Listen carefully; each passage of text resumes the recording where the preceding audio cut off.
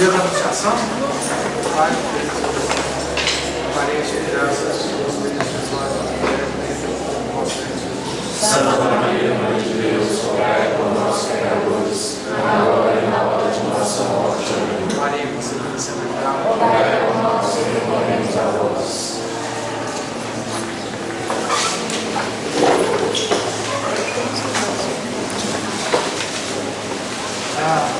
Obrigado, gente, pela presença, pela paciência de me ouvir.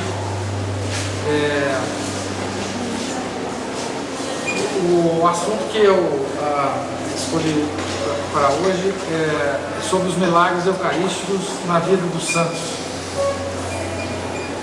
A Eucaristia é o centro da nossa vida católica, né? Acabamos de sair da missa. E é um mistério tão profundo que Nosso Senhor nos deixou, que a sua presença física, não espiritual, no Santíssimo Sacramento. A presença do corpo, do sangue, da alma e divindade do Nosso Senhor na hóstia consagrada.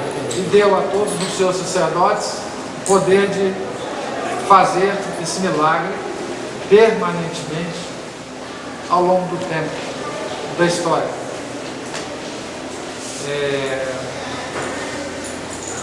Esse milagre que se realiza em todo mundo, a todo momento,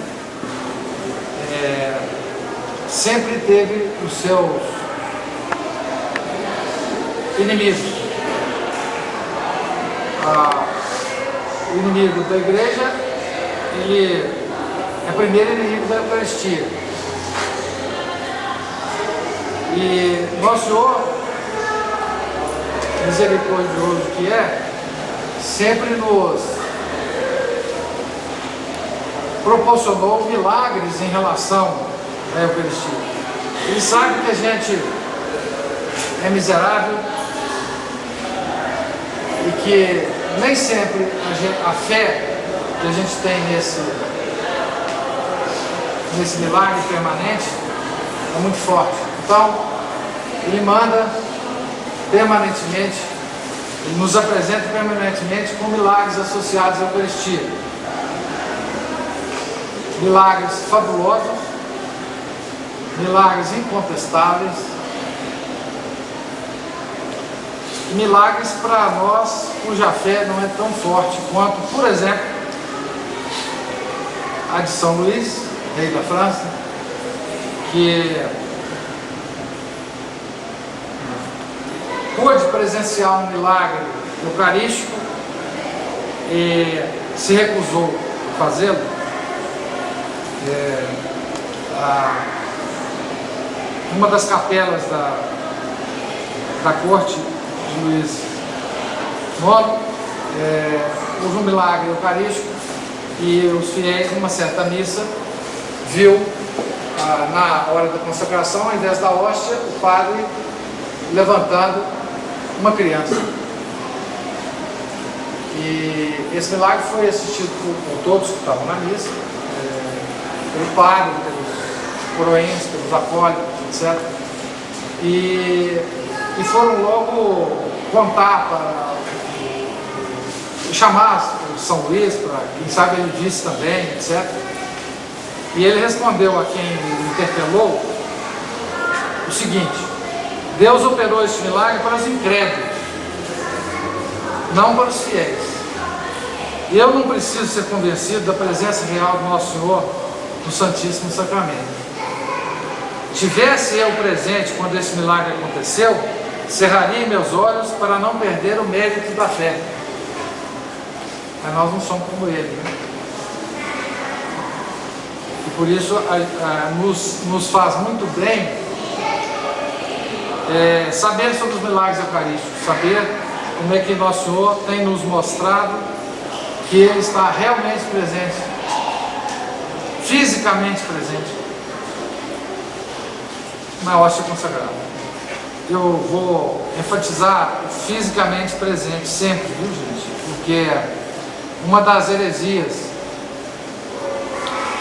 que sempre apareceu ao longo da história da igreja, e é muito comum hoje em dia, infelizmente, é que aquela presença na hóstia consagrada é simbólica, né? É um símbolo, ou é uma presença espiritual, uma coisa assim meio espírita, não é? Mas não é essa a crença católica, não é esse o dogma católico, não é?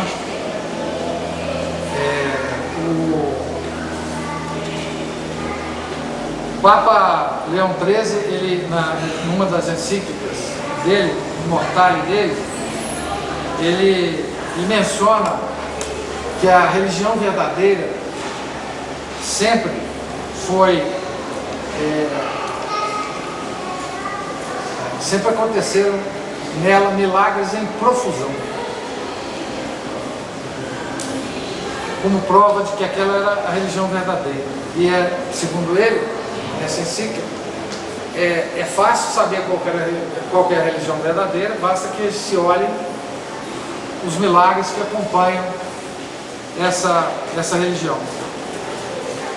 E um dos mais permanentes e constantes milagres que acompanham os santos, que acompanham a nossa igreja, são os milagres eucarísticos.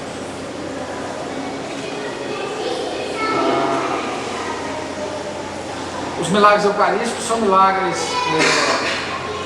de várias naturezas. E eu vou falar de uma das espécies de milagres eucarísticos. Há milagres eucarísticos ligados à hóstia em si. Há um milagre de Lanciano, que ocorreu no século VIII. Uma hóstia se transformou na carne e no sangue do Nosso Senhor. Uma missa de um padre que estava com profundas dúvidas sobre esse mistério da Eucaristia. E então, na hora da consagração, a hóstia que ele estava consagrando se transformou em carne e sangue, enfatizando que a presença do Nosso Senhor é física, não é espiritual, não é simbólica. Enquanto houver uma partícula da hóstia na nossa boca ou no nosso corpo, depois da comunhão, que não tenha sido destruída as espécies, bom, Jesus está conosco fisicamente, não é espiritualmente, não.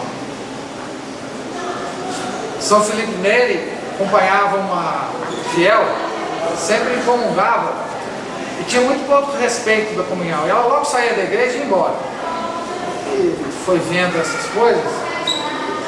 E numa determinada missa que ela fez a mesma coisa, ele pediu os 2 coroinhas para acompanhar a moça, a senhora, com 2 velas no meio da rua. Eles foram acompanhando ela. Ela assustou. Pessoal, mas o que é isso? Voltou para a igreja para conversar com o São Felipe Neri. Falou, não, a senhora está fisicamente com o meu Senhor dentro da senhora. Eu preciso adorá-lo com a senhora também. Ele está com a senhora fisicamente. Então pediu os 2 coroinhas para acompanhá-lo em adoração a Nossa Senhora. Então quando a gente recebe a hóstia e a hóstia está se desfazendo na boca da gente, enquanto ela não se desfizer completamente, Nosso Senhor está fisicamente conosco. Por isso o ato da comunhão é tão importante. Por isso o Concílio de Trento sugeriu, e eu também sugiro, quem sou eu, que toda vez que a gente for comungar, a gente não tome nenhum alimento desde a meia-noite do dia anterior. Em preparação. A gente faz isso para fazer exame de sangue, não é? Por que a gente não faz isso para tomar isso? Claro que existe outra disposição da igreja que fala de um jejum de 1 hora antes. Mas eu sugiro a todos vocês que estão aqui que siga a sugestão e determinação do Concílio de Trento,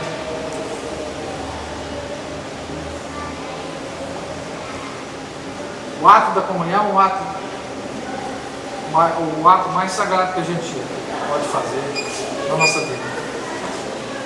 É deixar que o nosso Senhor entre em contato conosco fisicamente e depois espiritualmente, depois que a hóstia está. Eu já estava dizendo que em Lanciano a hóstia se transformou em sangue, em carne e sangue, no século VIII, e está lá até hoje a carne e o sangue do nosso Senhor, em Lanciano, na Itália. Já fizeram opção de exame na hóstia. A mesma carne e o mesmo sangue. Esse milagre é permanente. Está lá, só ir lá. Na igreja.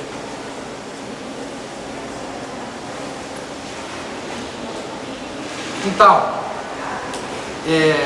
Jesus instituiu a Eucaristia, todos nós sabemos, quando daqui a uma semana e pouco nós vamos comemorar a instituição da Eucaristia, mas ele fez um anúncio dessa instituição quando ele fez a multiplicação dos pães, a primeira multiplicação dos pães. Ele fez um anúncio dessa instituição, e aí apareceram os primeiros protestantes. Vocês acham que os protestantes começaram com Lutero, Zwinglio, Calvino? Não foi, não. Os primeiros protestantes apareceram logo depois do milagre da multiplicação dos pães. Querem ver? Jesus, depois do milagre, foi para Cafarnaum, não é isso? E lá ele se encontrou com São João, no capítulo 6. O capítulo 6 de São João é o capítulo que menos os protestantes gostam, tá certo? Então, toda vez que vocês forem discutir com os protestantes, comecem pelo capítulo 6 de João, porque lá tem opção de protestante, tá certo? Então, eu vou pedir permissão para vocês para ler o que nosso Senhor anuncia quando ele fala. Ele é muito mais didático aqui, porque ele não está instituindo a Eucaristia aqui, tá certo? Ele está só anunciando o que ele vai fazer. Então, nosso Senhor, e aí vão aparecer os primeiros protestantes, e ele convida, ou melhor, pergunta os apóstolos: escuta, vocês não querem seguir os protestantes? Não, pode ir.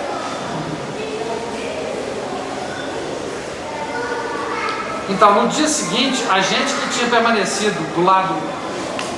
de lá do mar, verificou que ali estiveram um só barco e que Jesus não entrara nele com os discípulos, mas que estes haviam partido sozinhos.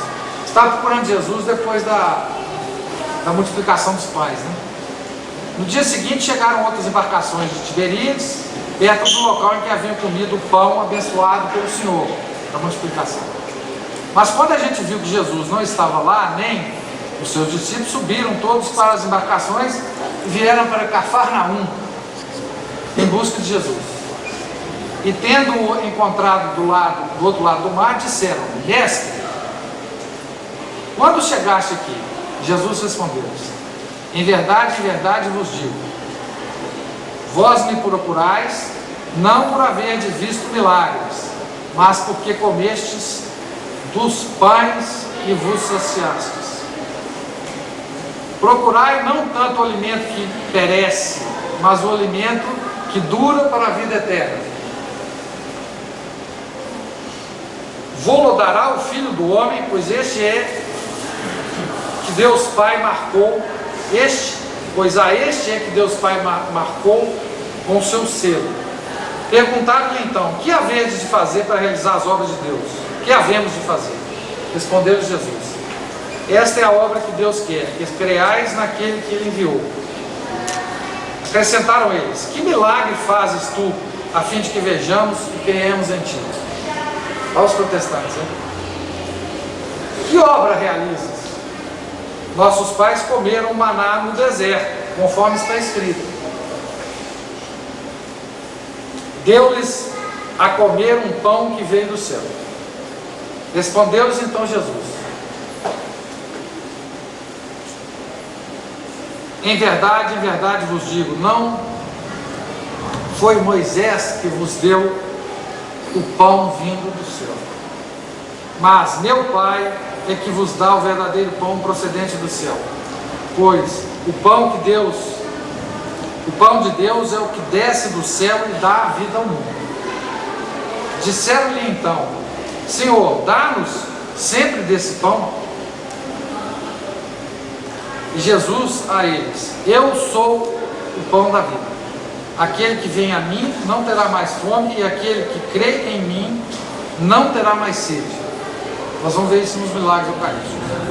Mas eu vos disse que vós me tendes visto e, contudo, não acreditais.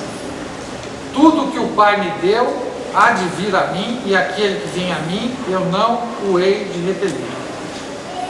Porque desci do céu, não para fazer a minha vontade, e sim a vontade daquele que me enviou. Ora, esta é a vontade daquele que me enviou, que eu nada perca daquilo que ele me deu, mas o ressuscite no último dia. Porque é esta a vontade de meu Pai? De todo aquele que conhece o Filho e crê nele tem a vida eterna, e eu ressuscitá-lo-ei no último dia. Murmuravam, portanto, os judeus a seu respeito por ter dito: eu sou o pão que desceu do céu. Então agora é a reação ao pão que desceu do céu. Não é ele, Jesus, o filho de José, aquele de quem conhecemos o pai e a mãe? É esse mesmo que está presente na Eucaristia, tá bom? É ele mesmo. Tá certo? É aquele que eles conheceram. Como, pois, diz agora: eu desci do céu? Jesus, porém, respondeu-lhes nesses termos: não murmureis entre vós, ninguém pode vir a mim, senão o atrair o Pai, que me enviou, e eu o ressuscitarei no último dia. Está escrito nos profetas: serão todos instruídos por Deus. Todo aquele que ouviu o Pai e recebeu o seu ensinamento, vem a mim. Não é que alguém tenha visto o Pai, exceto aquele que está junto de Deus. Este sim viu o Pai. Em verdade vos digo: aquele que crê possui a vida eterna. Eu sou o pão da vida. De novo ele falando: vossos pais no deserto comeram maná e morreram. Agora ele está respondendo a primeira objeção deles. Eu sou o pão vivo que desceu do céu. Se alguém comer deste pão, viverá eternamente. E o pão que eu darei é a minha carne pela vida do mundo. Essa frase dele vai fazer um som de protestante aqui, tá certo?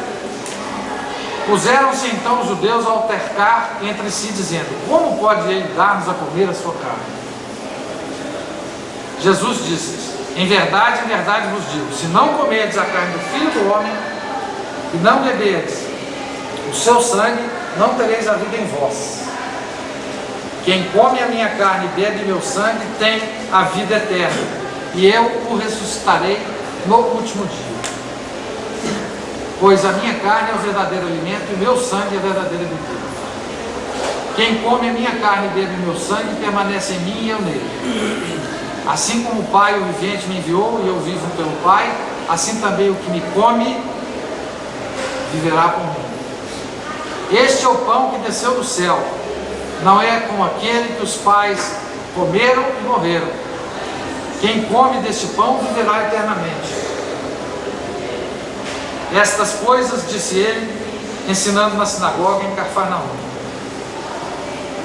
Muitos dos seus discípulos, depois de as ouvirem, disseram, os protestantes agora: é dura tal linguagem, quem pode escutá-la?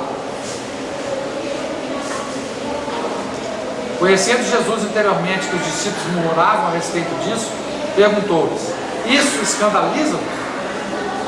E se vede o Filho do Homem subir para onde estava antes? Vocês vão ficar escandalizados também? O Espírito é que vivifica, a carne para nada serve. As palavras que eu vos disse são espírito e vida. Mas há entre vós alguns que não acreditam. De fato, Jesus sabia, desde o início, quem eram os que não acreditavam e quem era aquele que o haveria de trair. E acrescentava: por isso é que justamente vos disse que ninguém pode vir a mim, se isso não lhe é concedido pelo Pai. A partir de então, muitos dos seus discípulos voltaram atrás e já não andavam com ele.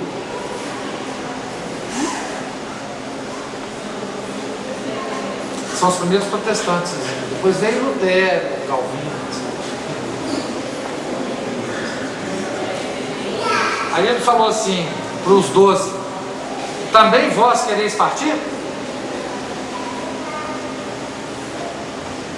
Ele pergunta a todos nós isso a todo momento, né? Também vós quereis partir? E nós temos que responder como Simão Pedro, né? Para quem iremos nós, Senhor? Tu tens as palavras de vida eterna, e nós cremos e sabemos que tu és o Santo de Deus. Então, ele anuncia aqui a Eucaristia de uma forma muito mais terrível para os protestantes, mas muito mais tranquila, muito mais didática essa explicação dele, apesar do mistério continuar insondável, tá? Que é comer a carne e beber o sangue do nosso Senhor. Então,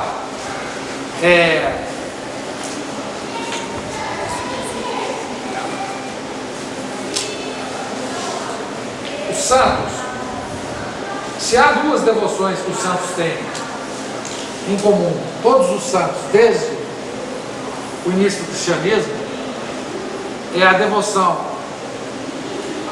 à Eucaristia e a devoção à Nossa Senhora. São João Bosco dizia que a devoção à Eucaristia, a confissão, a devoção à Eucaristia, ou a missa, e a devoção à Nossa Senhora, são as três coisas que caracterizam os católicos, que dão a vida católica, né?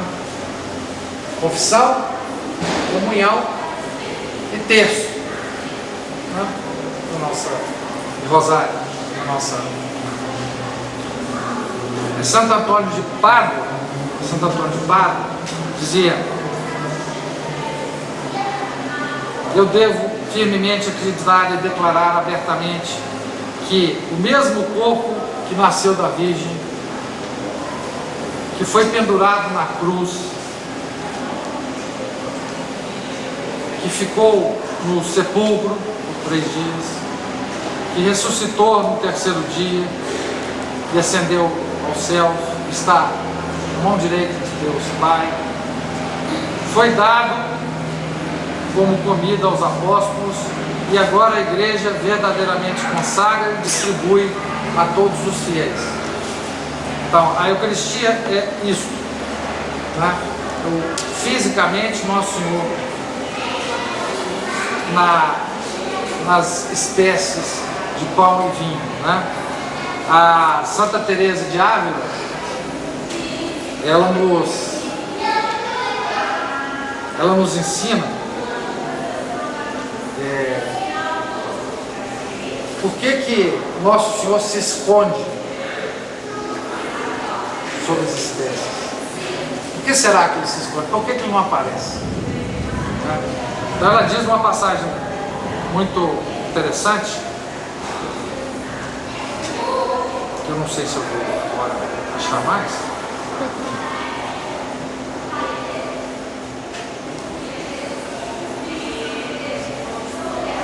Mas eu acho que eu vou.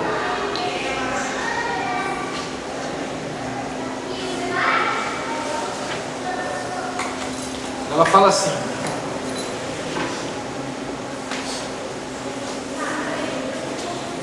como poderia eu, uma pobre pecadora, que tão frequentemente vos ofende, ousar me aproximar de vós? Santa Teresa mostrando a devoção que ela tem Eucaristia. Ó Senhor, ousar me aproximar de vós, ó Senhor, se eu vos ver em toda a sua majestade, como que eu posso me aproximar do Senhor? Sob a aparência de pão, contudo, é fácil eu me aproximar de vós. Pois se um rei se disfarça,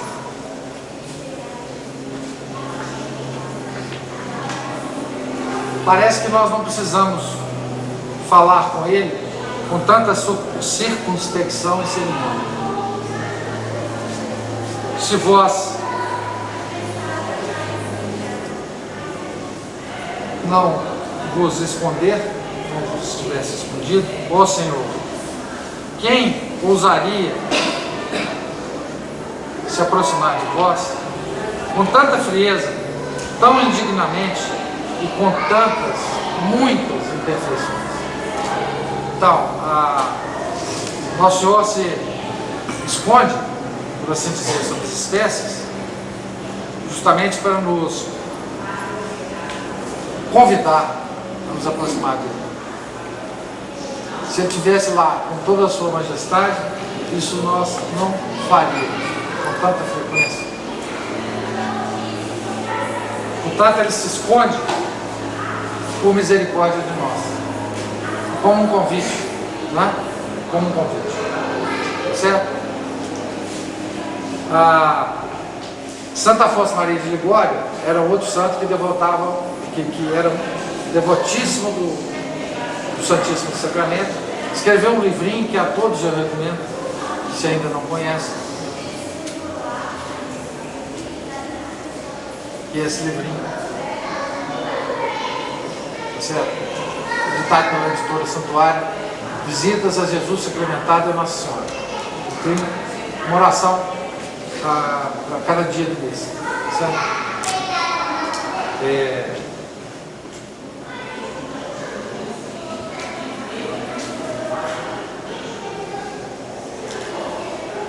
São Pedro de Alcântara era outro santo devotíssimo do Santíssimo Sacramento, fez vários milagres relacionados com o Santíssimo Sacramento.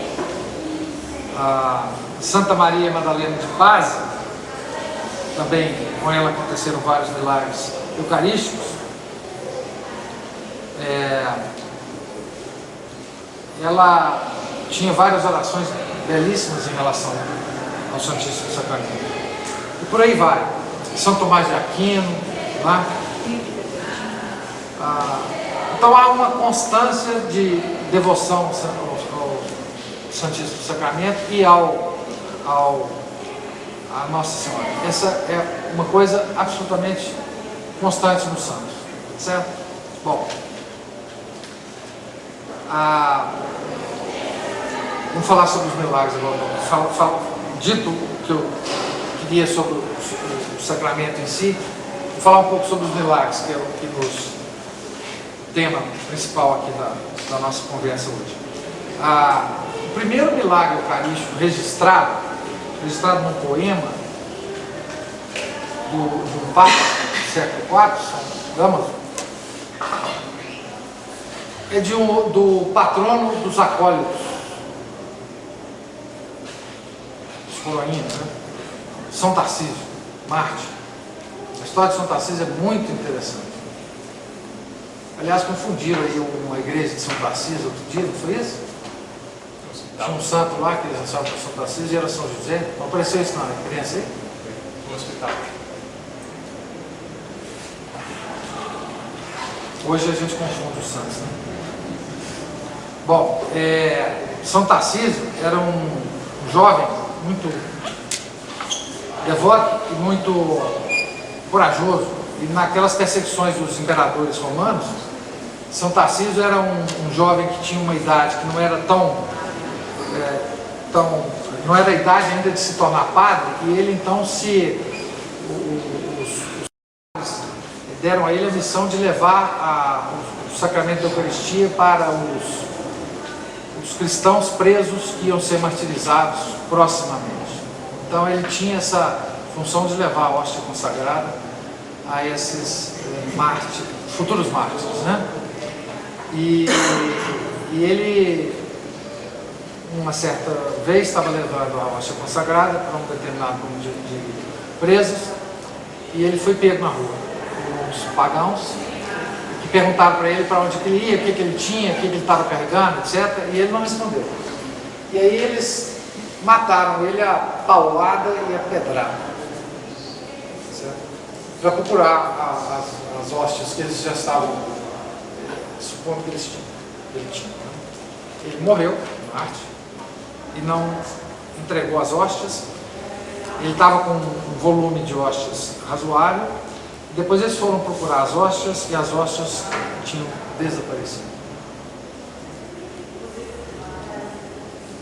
Então esse foi o primeiro milagre eucarístico registrado no século IV.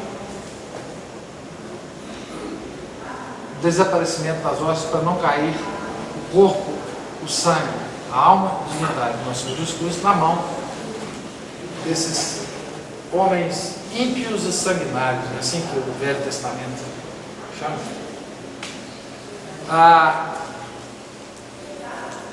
Daí para frente há muitos milagres eucarísticos. Por exemplo, eu vou mencionar alguns aqui de geral, depois eu vou mencionar alguns específicos. Por exemplo, Santo Antônio de Pádua, santo do século XIII. No século XIII viveu Santo Antônio de Pádua, né? São Boaventura, São Luís, São Roberto Magno, Tomás de Aquino, certo? Mas viveu muito herege também, muito herege. Então Santo Antônio de Pádua estava pregando uma vez em Toulouse. Toulouse naquela época era o centro dos hereges albigenses, os cátaros. Os cátaros, tem muito cátaro aí hoje por aí, andando na rua, tá certo? Os cátaros eram pacifistas, eram abortistas, negavam todos os sacramentos da igreja, sobretudo o sacramento da Eucaristia, tá certo? E eram adeptos suicidas, adeptos do amor livre, sem filhos, né? Claro, eles não tinham os anticoncepcionais. Ambientalistas, né? Enfim, então você se encontra muitos cátaros por aí. Infelizmente não encontra Santo Antônio de Pádua, né? Santo Tomás de Aquino. Mas ele estava pregando então no centro, na capital dos cátaros. Lá tinha um Raimundo IV, um nobre que apoiava os cátaros. E ele estava pregando sobre o sacramento da Eucaristia, e aí foi interpelado por um cátaro, o Bonneville, chamava esse cátaro. E ele falou muito mal do sacramento da Eucaristia, e um deles, não se sabe qual, propôs um teste, né? Para provar a presença real do nosso Senhor Jesus Cristo na hóstia consagrada. E o teste envolvia a mula, o animal, a mula, que o Bonneville tinha, né? Então a proposta foi o seguinte: olha, vamos deixar a mula 3 dias sem comer, lá no estábulo, tá certo? E depois trouxeram a mula, e o Bonneville colocou lá um manjar mulau, digamos assim, né? Feno, as coisas que a mula gosta, do lado da mula, e o Santo Antônio de Pádua mostrou a hóstia consagrada para a mula. A mula se dirigiu para a hóstia consagrada e se ajoelhou.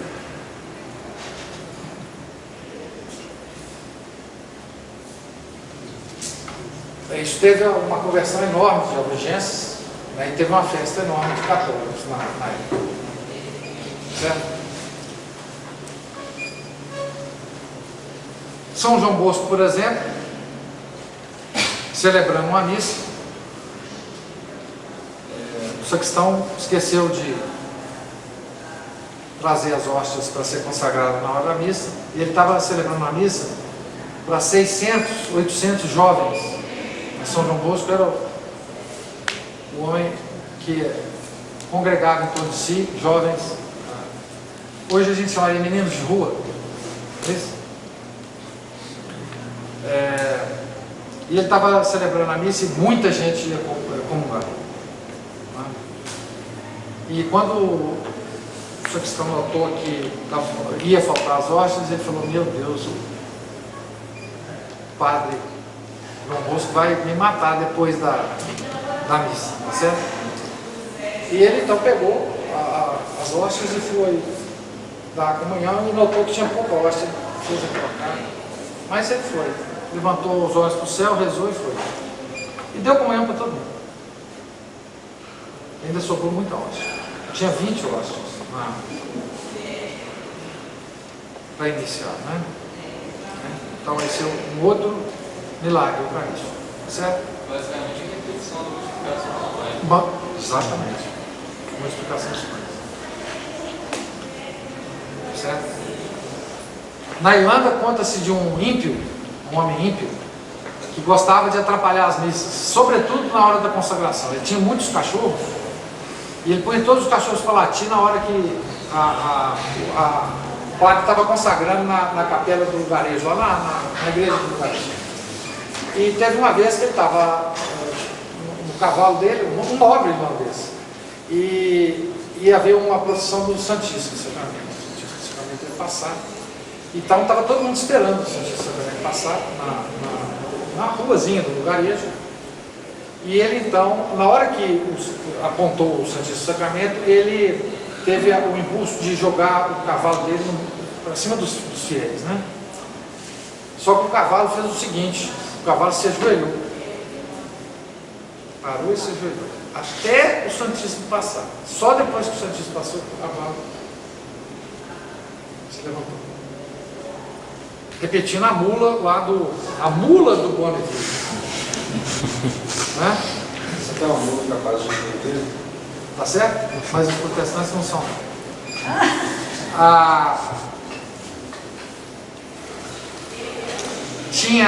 Por exemplo, tem dois santos que aconteceram milagres muito parecidos um com o outro. Os dois eram lavradores e os dois tinham uma devoção muito especial ao Santíssimo Sacramento, e eles iam à missa e ficavam por muito tempo adorando o Santíssimo.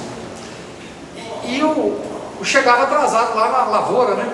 Ele era um empregado, muito pobre, e o dono não gostava nada disso, tá certo? E começou a implicar com eles. Então o que é que aconteceu? Eles pediram a Deus uma solução e continuaram com a mesma devoção ao Santíssimo e devotando o mesmo tempo na adoração do Santíssimo logo depois da missa. Só que começou a haver na lavoura anjos que faziam o trabalho deles até eles chegarem. Enquanto eles estavam no Santíssimo Sacramento, isso foi registrado. Os dois santos se chamam São Félix de Cantalice, no século XVI, e Santo Isidoro, o lavrador, no século XII. No século XII, o dono foi lá para ver uma vez, enquanto o Santo Isidoro não estava lá, e ele viu a lavoura sendo trabalhada por mãos invisíveis.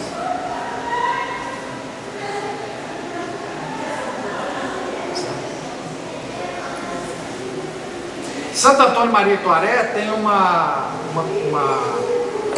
autobiografia, e na autobiografia ele relata um outro milagre eucarístico que aconteceu com ele. Santo Antônio Maria Claret. Santo Antônio Maria Claret viveu no século XIX, não é isso? Século do racionalismo, não é? Século que os homens passaram a acreditar que a ciência era a resposta para todos os problemas do homem, inclusive os morais. Os homens acreditam isso até hoje, né? Então, o Santo Antônio Maria Claret diz o seguinte na autobiografia dele: no dia 26 de agosto de 1861, enquanto rezava na igreja do Rosário, em Lagrange, às 19 horas, o Senhor concedeu-me a grande graça da conservação das espécies sacramentais e ter sempre, dia e noite, o Santíssimo Sacramento no peito. peito dele. Por isso, eu sempre devo estar muito recolhido e devoto interiormente, e ademais, devorar e enfrentar todos os males da Espanha. Assim me disse o Senhor. Então, Santo Antônio Maria Claret relata nele um milagre eucarístico. O corpo dele, um milagre eucarístico. Certo? Então, eu queria falar agora uma outra espécie de milagres. São muitos, viu, gente? Muitos milagres. Mas uma espécie específica de milagre eucarístico, para a gente não alongar muito hoje, que são os milagres eucarísticos referentes aos jejuns, aos santos que passaram a se alimentar apenas da hóstia consagrada e nada mais, por anos, não é 2 dias, 3 dias, muitos milagres dessa espécie, certo? Lembrando as palavras do Nosso Senhor, que a carne e o sangue dele é o verdadeiro alimento. É o verdadeiro alimento. Não só espiritual, mas ele quer provar com esses milagres que também o alimento material. Nos alimenta a saúde, nos alimenta o corpo, nos alimenta o sistema biológico, nos alimenta a matéria. Chesterton costumava dizer que os católicos são os verdadeiros materialistas, tá certo? E nós acreditamos que nosso Senhor está na matéria, na hóstia consagrada. Ele é Ele, tá certo? Então, olha, nessa área de jejum eucarístico há tantos milagres, mas tantos milagres. Vou tentar falar aqui dos principais desses milagres, tá certo?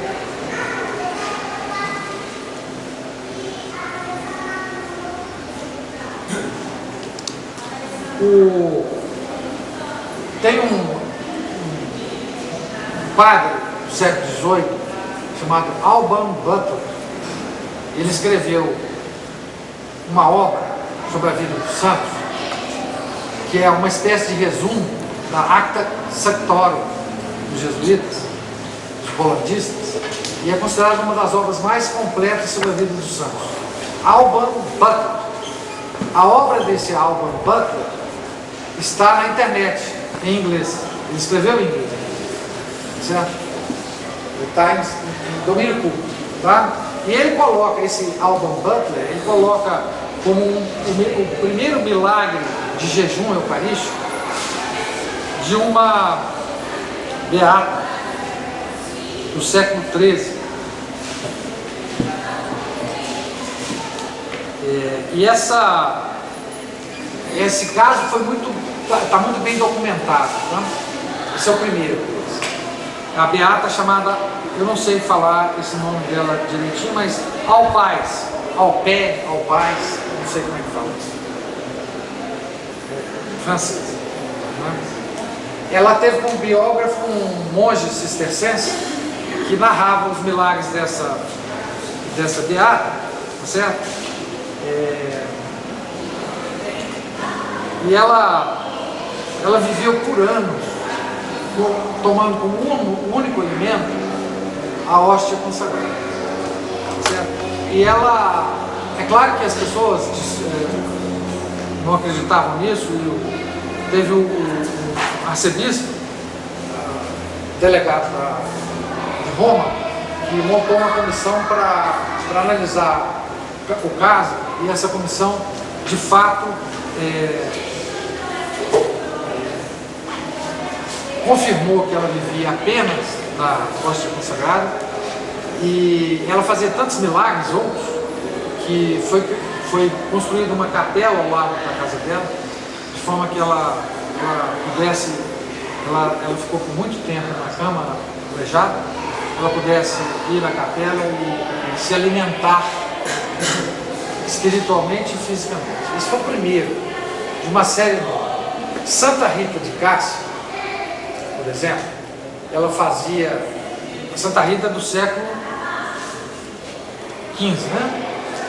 1456 ela morreu. Ela tem um corpo incorrupto até hoje.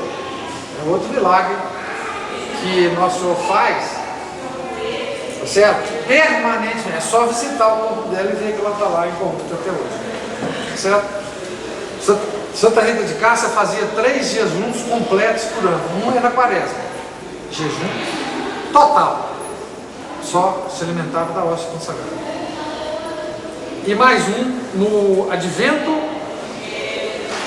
e mais um outro, que eu não lembro mais agora em que época do ano.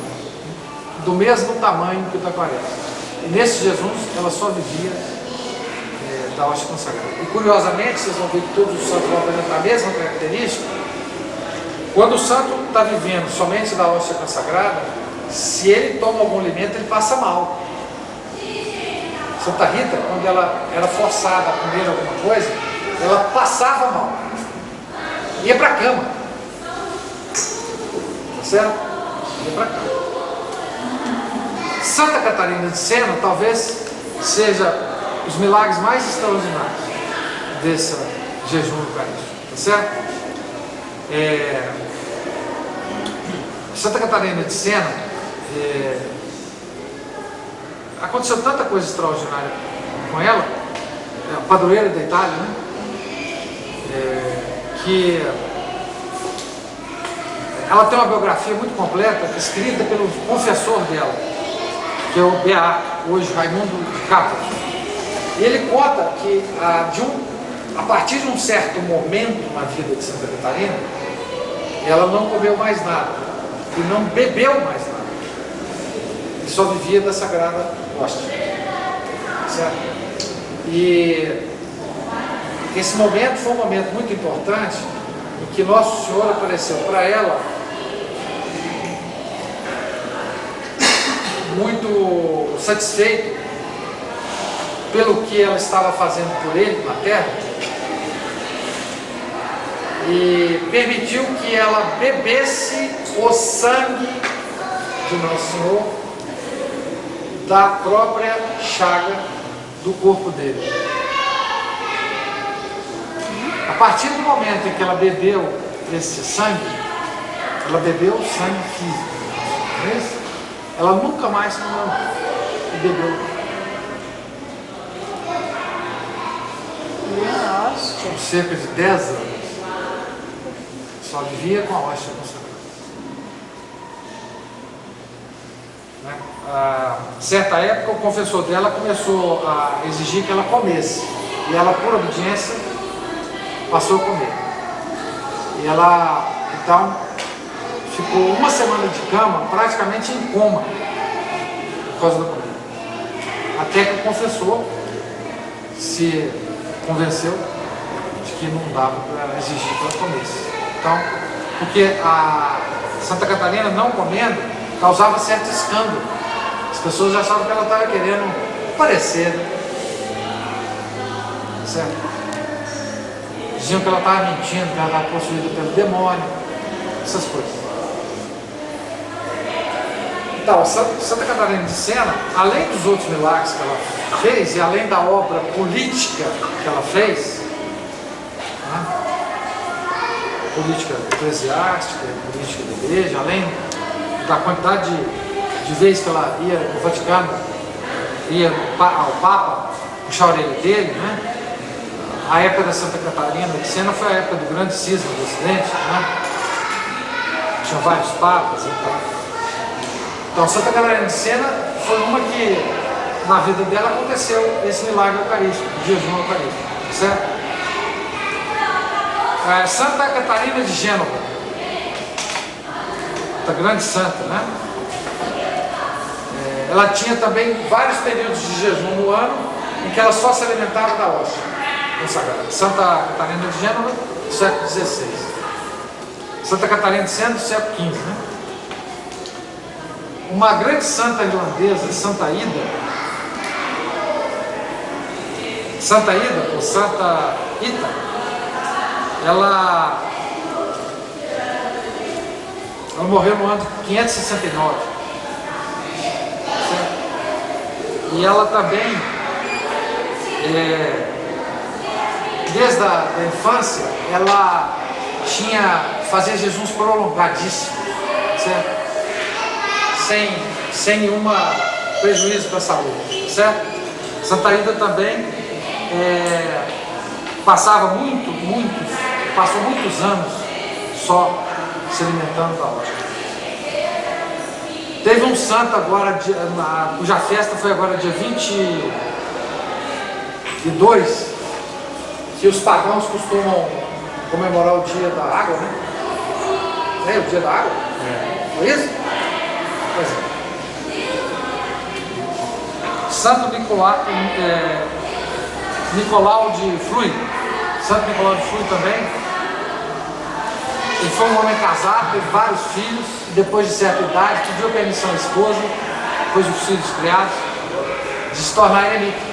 Se tornou eremita. A esposa permitiu, ele se tornou eremita e ficou conhecido como o irmão Cláudio. O irmão Cláudio durante 20 anos não comeu nada, não bebeu nada. Apenas ele comungava uma vez por mês. Certo? Esse é o santo que nós comemoramos a festa no dia que os pagãos comemoram o dia da água. Certo? Seja lá o que for. Isso aí.